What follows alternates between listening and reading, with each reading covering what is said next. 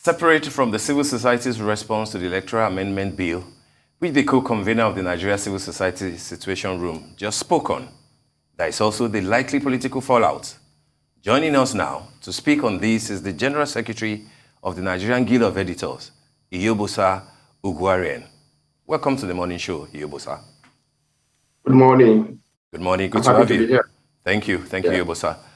Let's continue with the conversation on this interesting week at the National Assembly and the seeming, if you like, passage of the Electoral Amendment Act, that caused a lot of commotion, on both floors of the House. Where are we? How should the media, begin to look at this? And what are the likely political fallout from your own perspective, Iyobosa?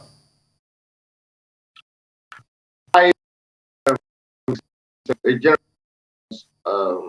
or a near consensus among Nigerians that and you will last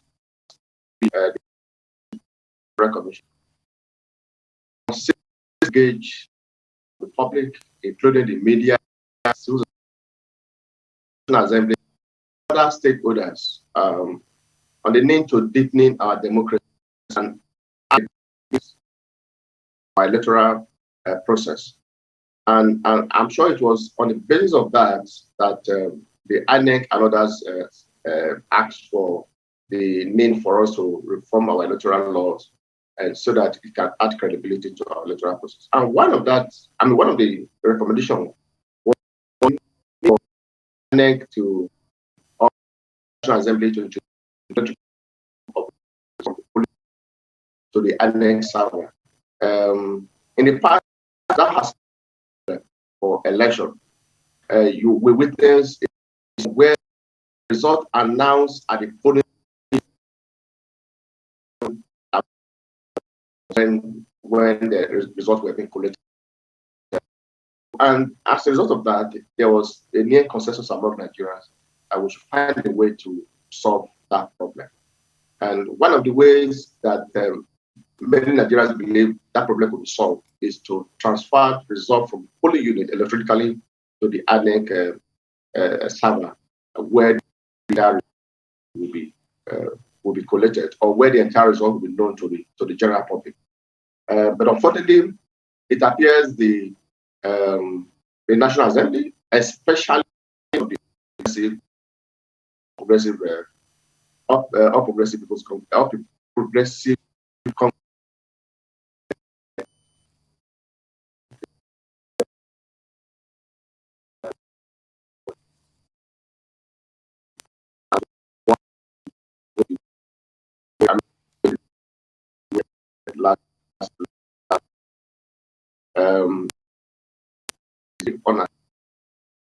where there's need for us to begin to get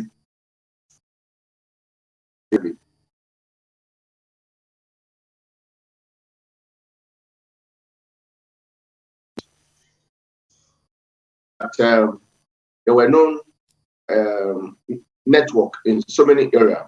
Like yesterday, when the National Assembly invited NCC, we were told that Nigerians do not have network in almost 50% of the voting centers. On the basis of that, there's no way they will adopt that process. I think there's need for us to interrogate that process very, very well, because let's not be saying that because a certain political parties is already thinking of the outcome of 2023 general elections, and they believe that they could find a way to begin to rig the process. Because the election is not about the election day. It's about the process leading to the voting on election day.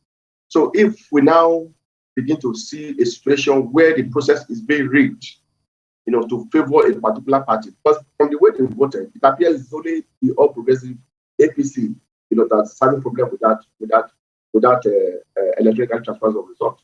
The PDP voted overwhelmingly for the need for us to have that in our electoral law. But it appears the APC is opposed to it. And if you ask so many Nigerians on the street, they will tell you that the only reason why the APC opposed that process was because they've started manipulating the process from the beginning.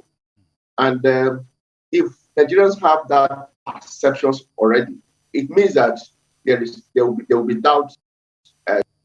There will be doubt at the end of the day about the process leading to the election, and the outcome of that election might not be acceptable to Nigerians.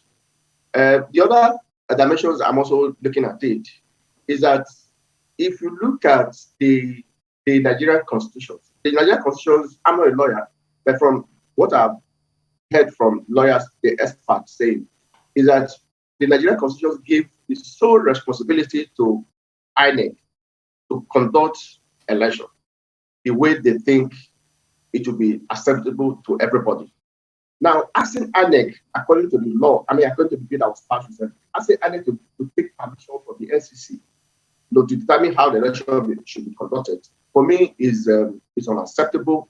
And from the reaction from the public, especially from lawyers, it appears that decision is unconstitutional. And I foresee a situation where in the next few days, some people will go to court.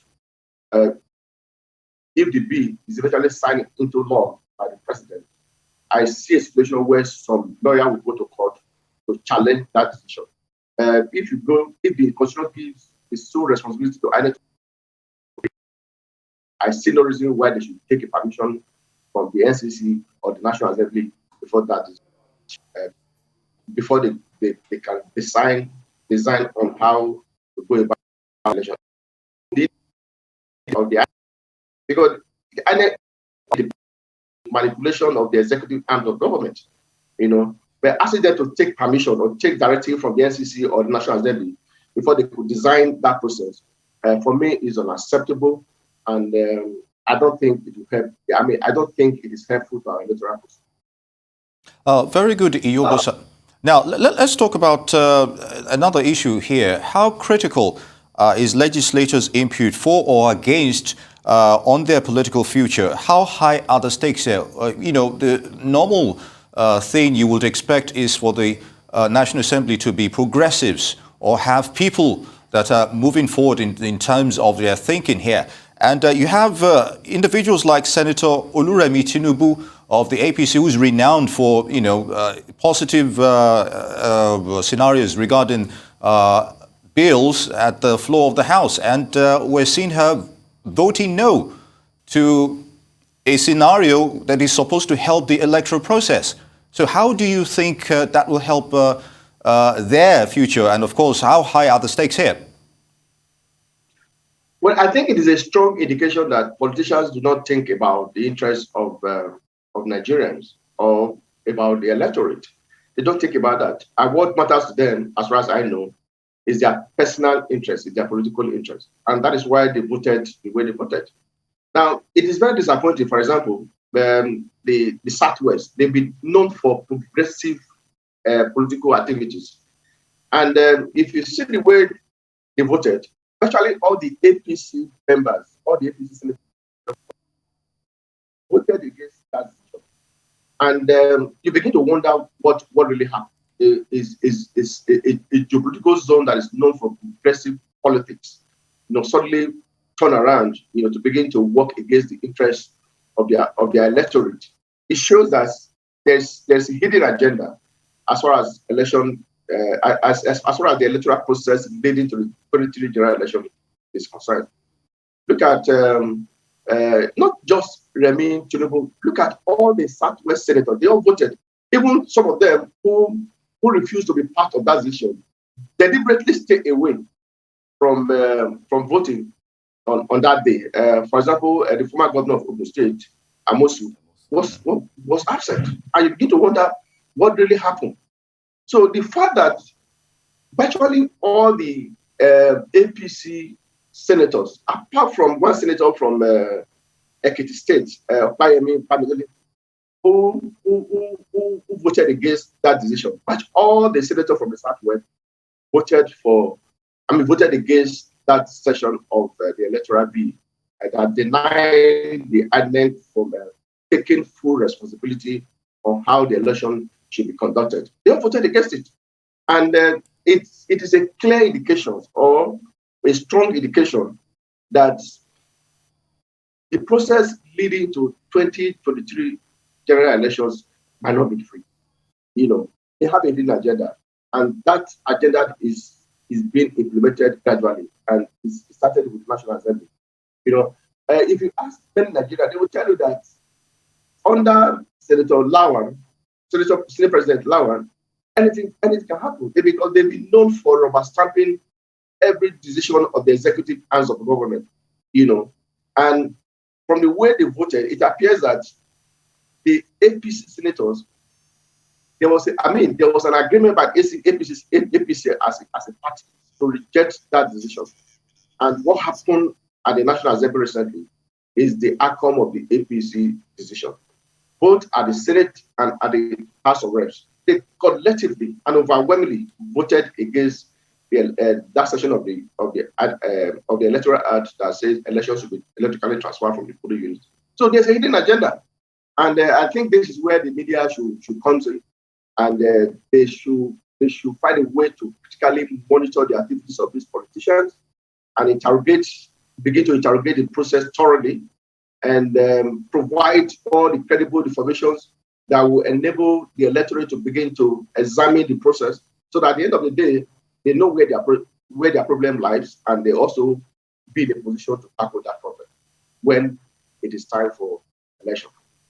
Indeed, Iyobosa Uwagiaren of the Guild of Editors would like to thank you for your input on the recently passed Electoral Act. Thank you for coming to the show.